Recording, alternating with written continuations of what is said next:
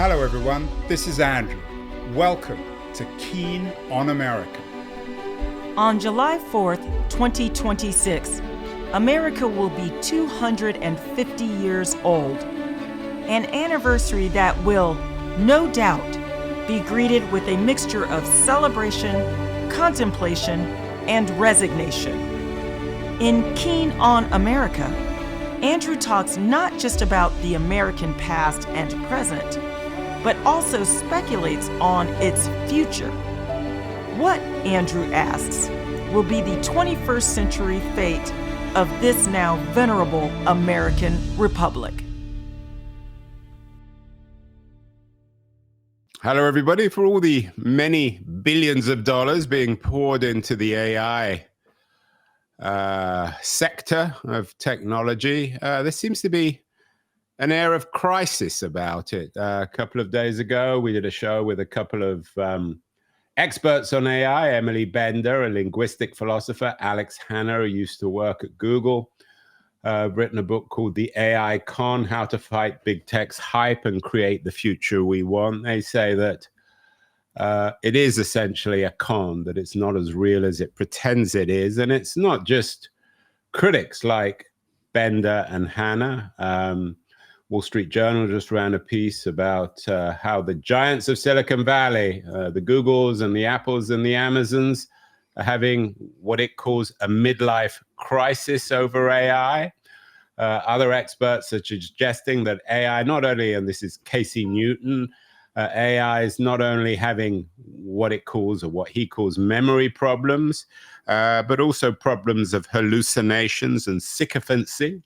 And even insiders like Demis Hassabis, who many people believe will be the next CEO of Google, the current CEO of Google DeepMind, suggests that AGI is coming, artificial general intelligence, and society isn't ready. The man who was the co-inventor of the term AGI, artificial general intelligence, is my guest today. Peter Voss is the CEO and chief scientist of Igo.ai. And in 2002, he and a couple of colleagues came up with the term. Peter is joining us from Austin, where he lives. Peter, tell us the story of how you came up with this term AGI in 2002. Yeah, let me go back a little further. When I had a software company, quite a successful software company, we did an IPO, and when I exited the company, it really occurred to I wanted to know what big project can I tackle next. And what occurred to me is that software is really quite dumb. And how can we make software smart? How can we have software that has common sense, that can learn and reason the way humans do? So I spent 5 years doing research on intelligence, really trying to deeply understand intelligence. What do IQ tests measure? How do children learn? How does our intelligence differ from animals? Epistemology, theory of knowledge, what is consciousness and free will and all of that. And around about 2001, I got together with a few other people who felt the time was ripe for us to go back to the original dream of AI. The term AI was actually coined 70 years ago.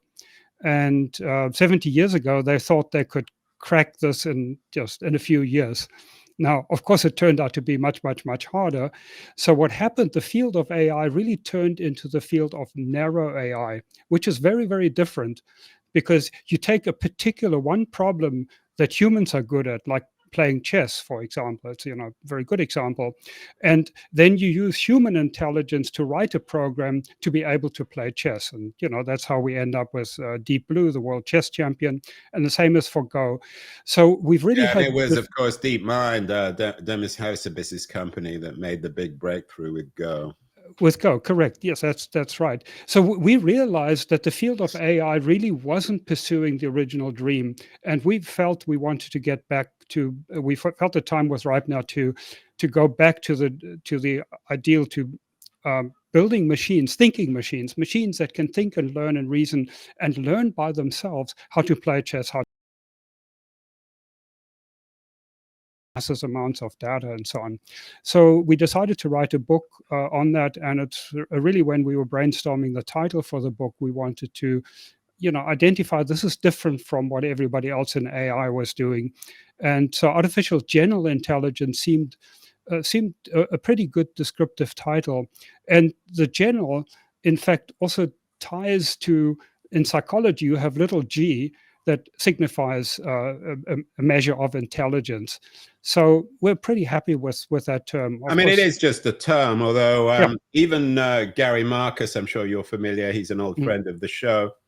He's very critical, I think, as you are, of the current large language model focus of AI. But even he believes that in the long run, AGI is what he says inevitable. I mean, the long run, of course, is a long time. Would you agree with Gary? Yeah, absolutely. As far as that goes. Now, my timeline is very, very different.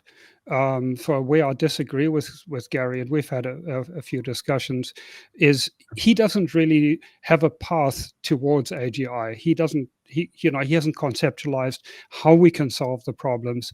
Whereas I believe we do have a very direct path to AGI. So to me, it's a few years away, if we have enough people working on the right approach. So I don't see it as decades away, as Gary does. And speaking of paths, you have some stuff that you're doing at AGI about the direct path. Do you believe, like Gary, that and you write about this on your website, that the large language model obsession is a mistake? Gary seems to believe that we're going up a one-way street or a cul-de-sac. Then eventually we're going to have to come back to basics. Is the LLM revolution ill-advised, Peter? Well, it's sort of the only game in town, and it really has been spectacularly successful. I mean, translation and image recognition, and of course the sort of conversational ability you have, summarization, is quite phenomenal. However, it will not lead to AGI. And I can quote Jan LeCun, the chief scientist of Meta, and he says large language models are an off-ramp to AGI, a distraction, a dead end. Yeah, he says that, and Demis Hassabis, you quote, deep learning is definitely not enough to solve AI, not by a long shot. And then Sam Altman, right, we need another breakthrough. Language models won't result in AGI. So what has happened? You've been around this space, Peter, for a while. Is it all being driven by short-term greed, by investment, this obsession with LLMs? I think there's there are a couple of factors here. It's the only game in town. So because large language models, or deep learning more generally, has been so spectacularly successful in so many areas, it's attracted all of the money. So, and I can give a practical example here. We had a brilliant intern work for us quite a few years ago, and he was he totally bought into the approach of cognitive AI, which is not big data, which is not deep learning, machine learning, which I believe is the right approach. He went back to Germany to try and do his PhD, and he couldn't find a sponsor for cognitive AI. So, 8 years later, he's now has his PhD in deep learning, machine learning. So if you want to get funding, you want to do a PhD, you want to earn big bucks, it's the only game in town. It's really sucked all of the oxygen out of the air. And now I think it's significantly overinvested. The valuations of these companies are simply not justified by the actual value that large language models are capable of producing. So let's be clear, Peter, you don't believe that LLMs can get us to AGI. What can't LLMs do? I mean, Bender and Hannah, for example, suggest that they can't do very much, in fact, that it's all hype. But what exactly let's technically, but in the language of ordinary people, what can't LLMs do? Why can't they get us to AGI? Right. I would certainly disagree with saying they are useless. In fact, I think they're they're quite spectacular in what No, I can take do. that point. And Bender Right. and Hannah Yeah. are sort of politically skeptical for various reasons, Right, which right, maybe yeah. we can get into later. I got that. So I think you already flashed up one of the things that is totally underappreciated is the issue of memory, and specifically to be able to learn incrementally in real time.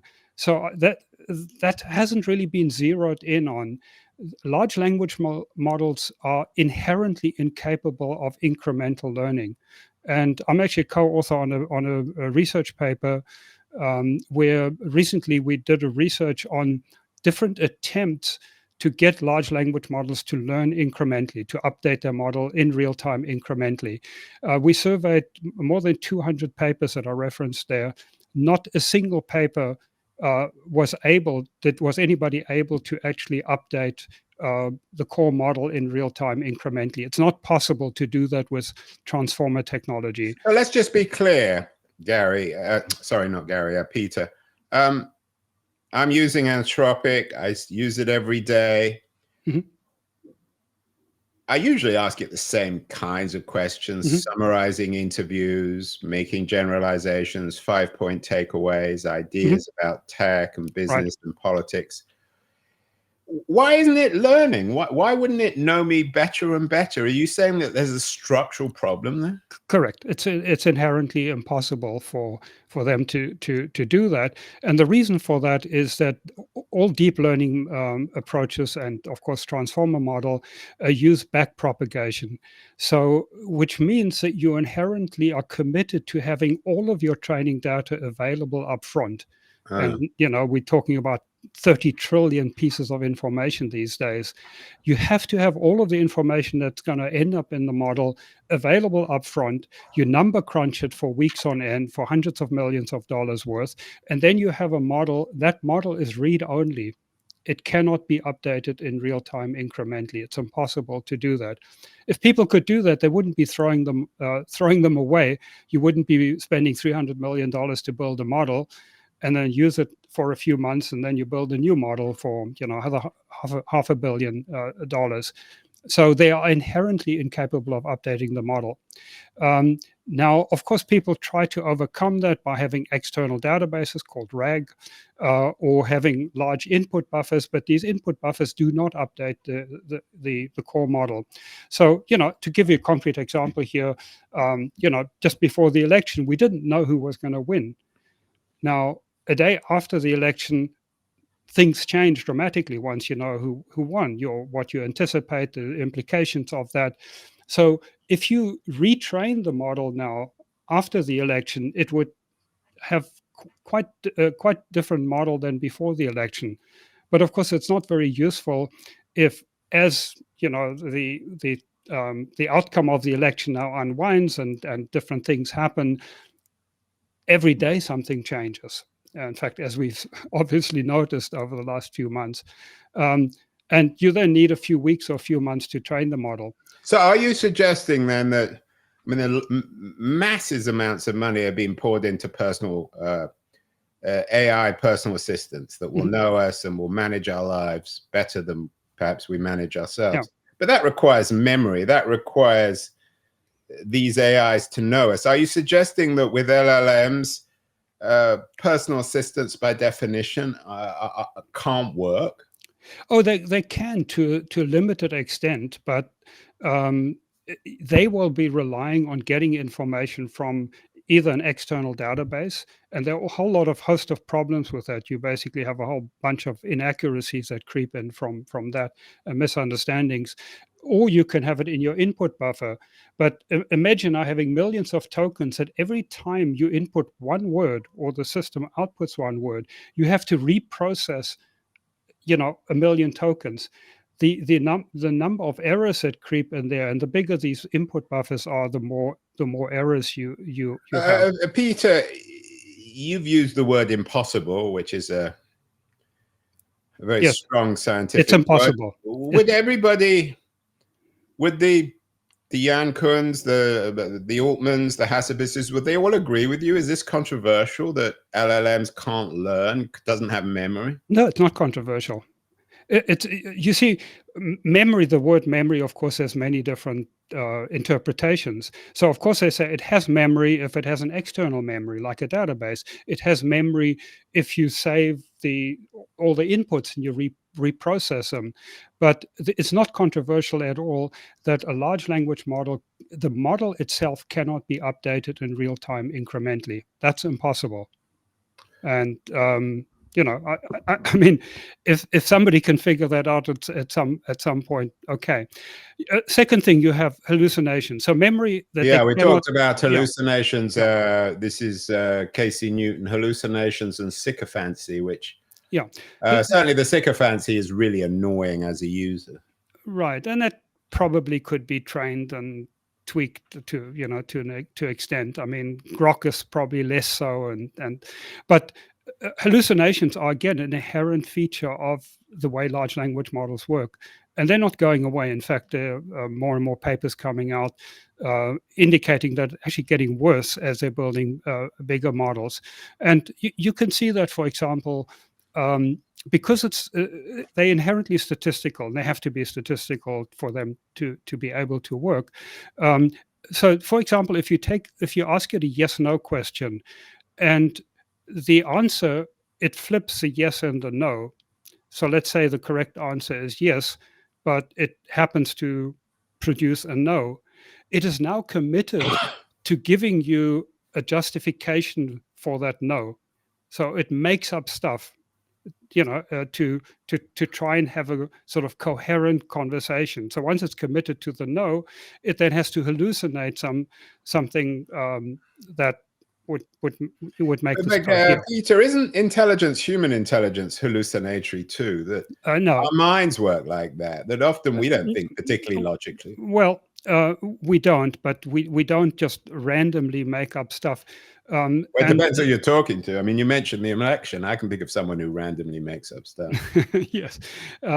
Certainly I've seen people give talks where they say all the right words strung together, but it's clear they have no idea what they're talking about. Yes, you do certainly get that. But we have metacognition, so that's kind of another area that large language models lack. You might be familiar with Daniel Kahneman's System 1, System 2 thinking, where System 1 is basically our subconscious automatic operation. And that's pretty much where large language models operate at the System 1 level, where System 2 is where you start thinking about your thinking, where you're aware of what you're saying, you evaluate your thinking. And I'm sure it happens to you too, when you conversation, you sometimes speak to yourself, and before you say it, you realize that that's not the right way of formulating it, or I'm not really saying the right thing. So large language models don't know what they don't know, whereas we at least have some idea of the certainty. Right. What's the famous Rumfeld remark about not knowing what we don't know? Unknown unknowns and unknown. Knowing unknowing it's an unknown versus and not knowing it's an unknown. They don't have that. But really, I think the bigger point is, so you have the lack of memory update. The core model cannot be updated, and so if, like, you're doing scientific research, and let's say the research you're doing was heavily based on some famous research paper, so your whole model is built around that. You now have a retraction that comes out that this important paper actually was wrong, has some fatal error. You really need to rebuild your whole model, and humans can do that. We can do that, and that's so. Peter, where are we? You've noted that maybe we took a wrong turn. Do we have to go back to the beginning? Do we have to give up the LLM path, or can it be adapted, updated, modernized in some way to include memory and some of the other issues you're talking about? So I agree with Jan de Koon. It's an off-ramp, it's a distraction, it's a dead end. And really, if you dead end, that's strong language, Peter. It is, it is, absolutely. And let me explain why. I mean, if you're going, say you're going east, it doesn't matter how fast you go, how long you go, if you really need to be going north. And if you go back to first principles, if you think about intelligence and first principles, what is important is the ability to adapt and to adapt autonomously without a human in the loop. Our brains work on 20 watts, not on 20 gigawatts. We don't need a nuclear power station. A child can learn language and reasoning with maybe 1 or 2 million words, not 30 trillion. So there's something fundamentally wrong with the approach. And DARPA actually mapped this out quite a few years ago. They call it the 3 waves of AI. We are currently stuck in the second wave of AI. The first wave was what's now called good old-fashioned AI. That's what they did in the 80s and 90s, and IBM's DeepMind would be an example of our expert systems and so on. And now the second wave, of course, hit us like a tsunami. That's deep learning, machine learning, statistical. And the way it came about is that, some of the big companies had accumulated a lot of data and a lot of computing power. So that's the hammer they've got. We've got a lot of data, we've got a lot of compute. What can we do with that? And that turned out to be spectacularly successful. It worked much better than people had anticipated. So that's the second wave we're in. The third wave of AI, the starting point is to understand intelligence, to have a theory of intelligence, not, hey, I've got a lot of data, what can I do with it? It's, what does intelligence really require, and how can we build a system that has it? And that's called a cognitive AI approach, or the third wave of AI. And that will completely leapfrog what current systems are. So when will we realize, or when will most people realize, Peter, that LLMs are a dead end? When will we hit that dead end? We have already. There was a recent survey of AI practitioners and scientists, and 76% of them, I believe, was the number, said large language models are not a path to AGI. It's already, it's actually not controversial. I mean, you're an entrepreneur and a scientist. Are the billions of dollars being poured into this LLM economy, this LLM revolution? Is it a form of insanity? Yes. Well, let me put it that way. It's like any bubble. Basically, people who are putting money in is hoping that they're not the last fool. That they can get a payout, that they can make a profit on it before the bubble collapses. And that's pretty much where we are right now with that. The valuations of these companies, are way in excess of what they can achieve. Now, you have somebody like Sam Altman hyping his company and saying, we know how to get AGI. In fact, we'll have AGI soon. And then in the same sentence, he says, it's not going to be a big deal. Now, he's either ignorant or he's lying, or both. Well, he's a salesman. We've done a number of shows on Altman recently. If you have AGI, it's going to be a huge deal. So they don't have a path to AGI. In fact, none of the big companies have a path to AGI. Demis Hassabis says that quite clearly. They don't know. They need several breakthroughs, and they don't know what these breakthroughs are. So at the moment, everybody's hoping that somehow they'll figure it out, they'll stumble upon it, and in the meantime, that valuations will keep going up. But using a company like OpenAI, whose whole premise is rooted on LLMs, I mean, even if someone does come up with a breakthrough, won't OpenAI have to start all over again? Yes, of course. They simply don't have the people that can even think in terms of cognitive AI.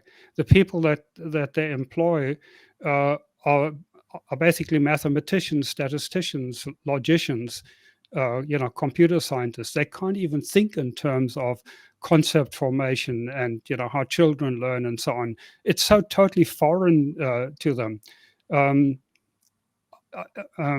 I actually had a conversation with Elon Musk, and he was very interested in the incremental learning, and you need orders of magnitude. I mean, with our approach with cognitive AI, we train our system on an off-the-shelf desktop. We don't need a multi-billion-dollar data center to train our models. But when I started saying that you really have to address this with first principles, you have to understand intelligence in order to build it, he actually dismissed this completely and says nobody understands intelligence. Intelligence is as intelligence does, which to me is like fortune cookie philosophy. And Demis Hassab has also said we need to build AGI in order to understand intelligence. That to me is completely upside down. It's if you want to have something as intelligence, surely you're going to have a much better chance of building it if you have an understanding of what Are you're we trying to build. closer, Peter, to AGI in 2025 than we were in 2015, for example, before this LLM revolution, as Yes, all the transformer revolution, as when that white paper got written? Yes, we are, but not. We're closer in a number of ways. So the knowledge that's been accumulated in large language models certainly could help to train an AGI, for one. The hardware advances, but the whole economy of AGI and the understanding of the value of AGI has changed completely in the last 10 years. 10 years ago, when I gave talks on AGI, people were completely dismissive. What's AGI, and AGI is not going to happen. Whereas now there's pretty much a consensus of how incredibly valuable AGI will be, and that we are likely to have it, in the not too distant future. So that has changed, but the core technology of transformers and deep learning has only helped AGI in the sense that it shows what can't work. You grew your company from 0 to 400 people in 7 years. I mean, that would take OpenAI about 20 minutes to do. Some people might be watching and saying, well, this guy sounds smart, but why isn't everyone doing what you're doing with IGO? What are you doing that's different from everybody else? Or are there a group of companies now all going down this particular path as opposed to the LLM transformer path? No, there's virtually nobody else doing this. And this really is an accident of history. As I mentioned, it's large language models have been so successful and there's so much momentum in there. It's sort of the only game in town. And what happens is as well, and I've seen this, we coined the term AGI in 2002, 23 years ago. What I've seen time and time again, people who really try to pursue AGI on sort of first principles, on deep understanding, is they fall into the narrow AI trap.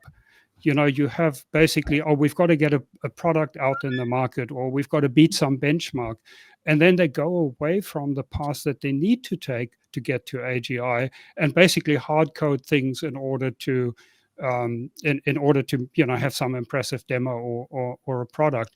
So you really have to have a very consistent vision and understanding of what you're trying to achieve to keep going north, to keep going to keep working on it. Now, unfortunately, I didn't make enough money with my the company that I took public to fund a very large AGI effort. So we've been sort of limited to 10, 12 people working on it. I'm sure, Peter, there's so much money sloshing around in this space. I'm guessing that you could go to investors, and if you can convince them, you could raise significant amounts of money. One would think so, but it's actually extremely, extremely hard because when you talk to VCs, when you talk to investors, most of them obviously don't have a deep understanding of AI. So they bring in their experts.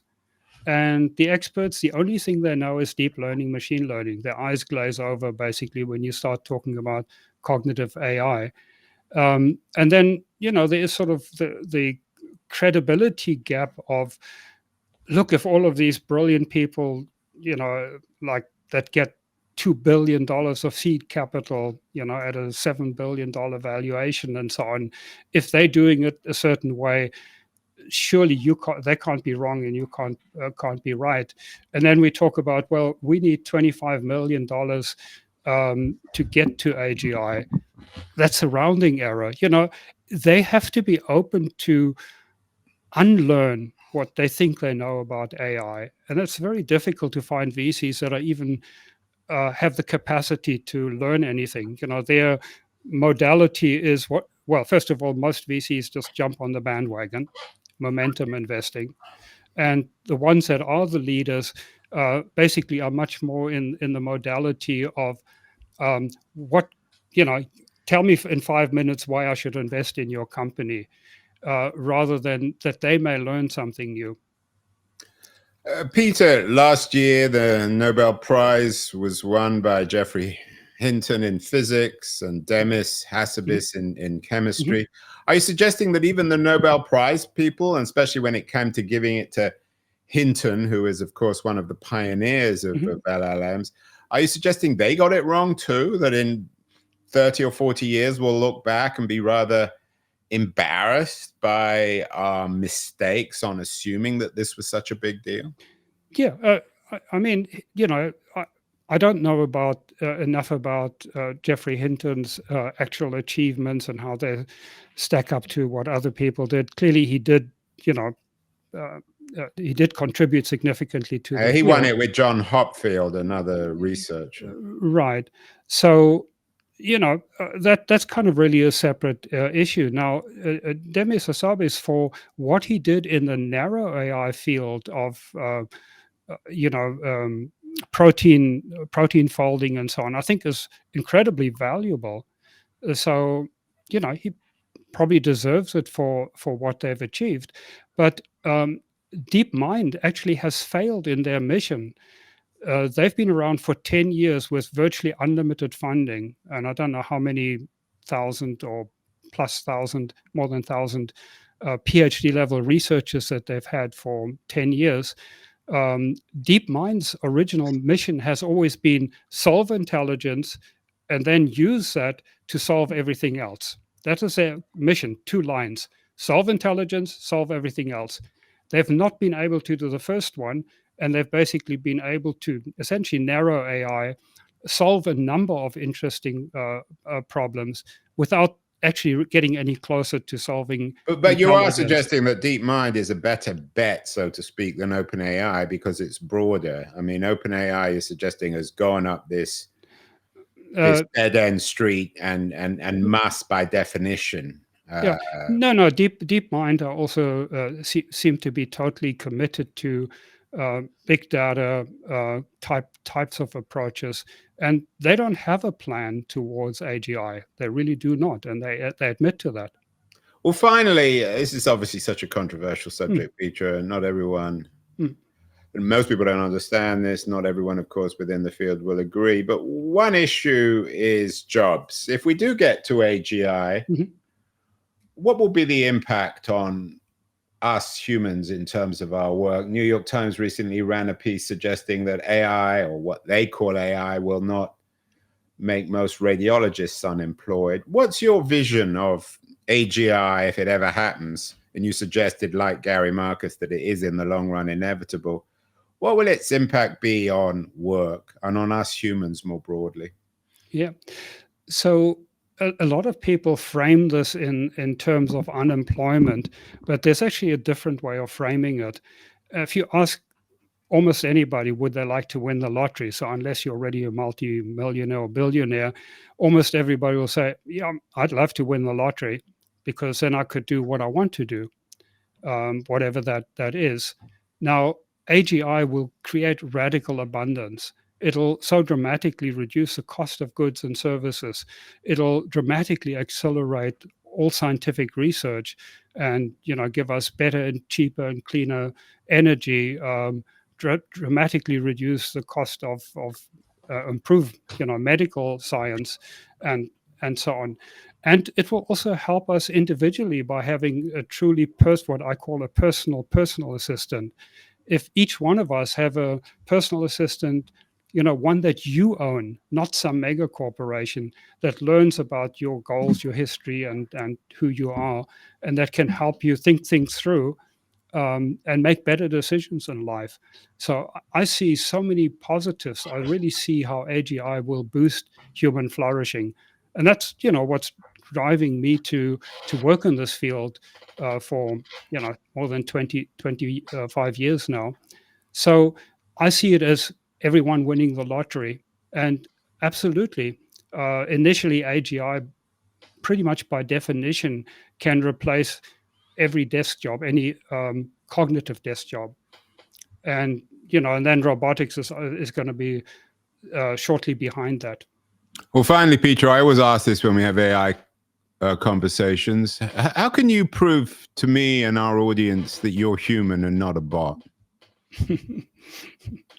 Okay. Maybe I'm a bot.